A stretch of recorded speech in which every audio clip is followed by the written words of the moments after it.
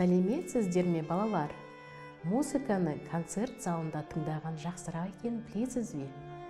Өйткені симфониялық, фольклорлық оркестрдер болсын, музыкалық аспаптардың дыбысының барлық байлығын қазіргі заманғы ешқандай құрал жабдықтар жеткізе алмайды. Оркестр сөзінің өзі бізге ежелгі Грекиядан келді. Көне театрдағы сахнаның алды осылай аталған. Ол жерде ежелгі грек хоры орналасты. Сахнада әртістер комедия немесе трагедияны сахналады. Ол хор музыкалық сүйемелдеуді жасады. Сахнада әртістер комедия немесе трагедияны сахналады. Ал хор музыкалық сүйемелдеуді жасады. Бүгінде оркестр деп түрлі музыкалық аспаптарда ойнайтын музыканттар тобын айтамыз. Ал симфониялық деген сөз оркестрдің мүмкіндігі жағынан ең үлкен және ең бай екенін көрсетеді. Өйткені оның құрамына шекті, үрмелі және соқпалы аспаптар кіреді. Мұндай оркестрге 60-тан 120-ға дейін және одан да көп музыкант қатыса алады. Оркестр музыкалық аспаптардың 4 негізгі тобынан тұрады.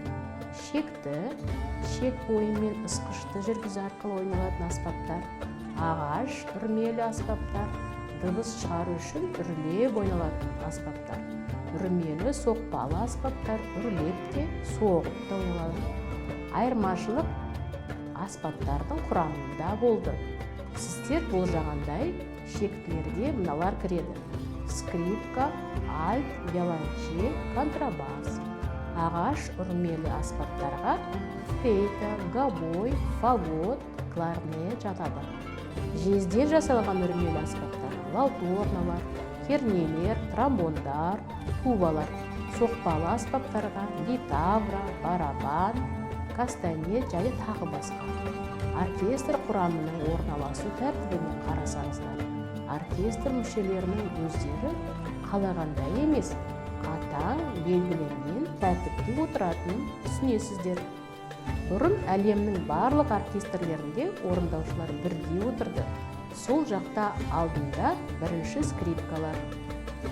Оркестрдегі негізгі орында орналасатын әдемі, мәнерлі әуендерді орындайтын маңызды аспаптар. Оң жақта екінші скрипкалар, олардың артында альт, ортасында виолончель, ал олардың артында ағаш үрмелі аспаптар орналасты. Оркестрде көптеген шекті аспаптар бар. Мұны шекті аспаптар дыбысының ең әлсіз екендігін түсіндіруге болады. Мысалы, скрипка мен тромбонның дыбысын салыстырайық. Егер олар бір уақытта ойнаса, скрипкашы қаншалықты қатты ойнауға тырысса да, скрипка мүлде естілмейді. Дыбыс тепе-теңдігі үшін оркестрде үлкен шекті топ қажет. Сондықтан шекті аспаптар әрқашан дирижерге, аудиторияға.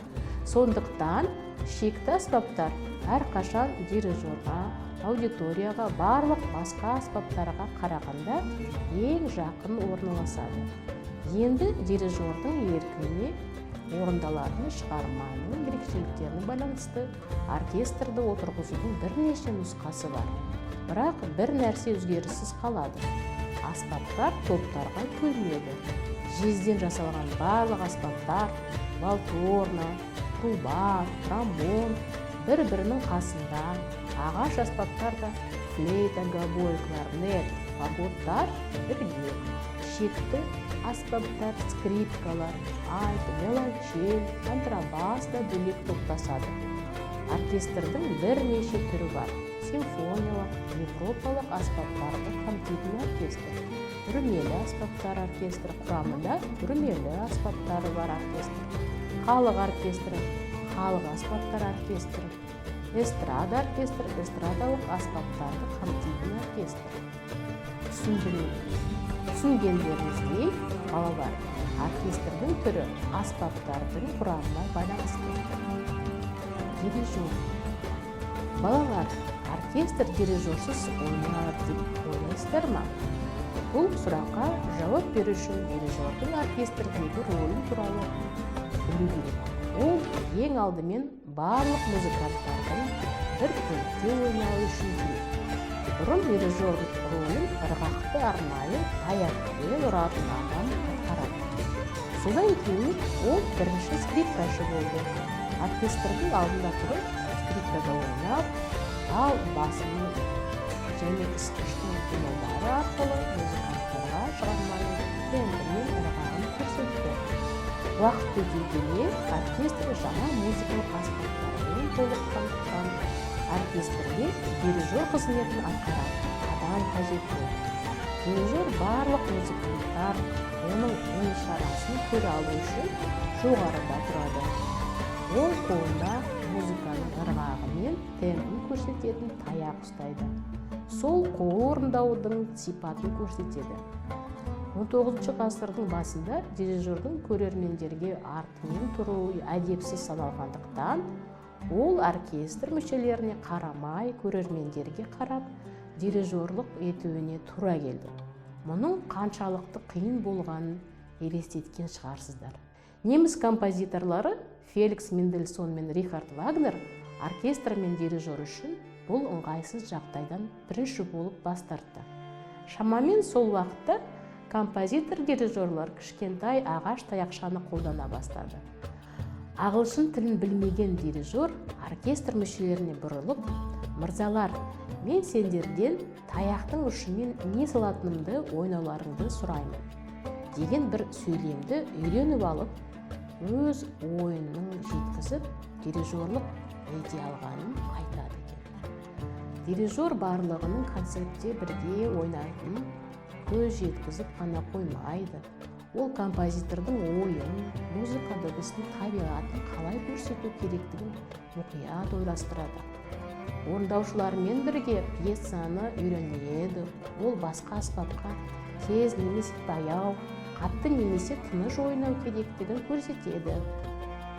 Дирижерлік қызметте музыкант өз ойын, сезімін басқа музыканттарға жеткізу үшін қолын ғана емес, денесін пайдаланады. Дирижер суретші сияқты жарқын ноталарды баса көрсете алады. Біреуін ерекшелей алады, немесе екіншісін жұмсартады. Бір сөзбен айтқанда, суретті жандандырады. Музыканы орындайтын үлкен топтарда дирижер керек. Осылайша өздеріңіз көріп отырғандай, дирижердің рөлі өте маңызды. Осы мамандық иесінің бойында қандай қасиеттер болу керек деп ойлайсыздар? Әрине, алдымен музыкалық білімі бар, талғамы жоғары, өзіндік стилі бар, жан-жақты білімді кәсіби музыкант болу керек. Ал енді мен сіздермен осы жерде қоштасамын. Келесі жүздескенше сау болыңыздар.